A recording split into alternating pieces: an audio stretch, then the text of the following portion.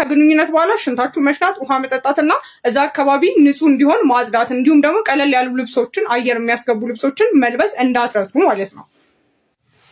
ወንዶቹም ሴቶችም ከግንኙነት በኋላ ማድረግ ያለባችሁ ነገር ልንገራችሁ። በመጀመሪያ ደረጃ በፍጹም ሽንታችሁ መሽናት እንዳረሱ ከግንኙነት በኋላ ማለት ነው። ምክንያቱም ምን መሰላችሁ? እዛ አካባቢ ብልታችሁ አካባቢ ለመግባት የተዘጋጁ ባክቴሪያዎችን ሽንታችሁ ጥርግ አድርጎ ያወጣላችኋል። ይሄ ማለት ደግሞ ሽንታችሁ እንዲመጣ ውሃ መጠጣት እንዳረሱ። ወዲያውኑ ከግንኙነት በኋላ ውሃ ጠጡ። ሴቶች ደግሞ የምታደርጉ መሰላችሁ? ጥብቅ ያለ ፓንት አትልበሱ። አየር የሚያስገባ ነገር ልበሱ፣ ወይም ጥብቅ ያለ ሱሪ ከግንኙነት በኋላ ወዲያውኑ አትልበሱ። ምክንያቱም አየር መግባት አየር ማግኘት አለበት ይሄ አካባቢ ማለት ነው። ሌላኛው ደግሞ ከግንኙነት በፊት አድርጋችሁ የነበረውን ፓንት በፍጹም ደግማችሁ አትልበሱ። ምክንያቱም ለተለያዩ ባክቴሪያ ኢንፌክሽኖች ያጋልጧቸዋል ማለት ነው። ይሄን ወንዶችም በንጹህ ውሃ ብልታችሁን እጠቡት። ወንዶች በሳሙናም ቢሆን ችግር የለውም።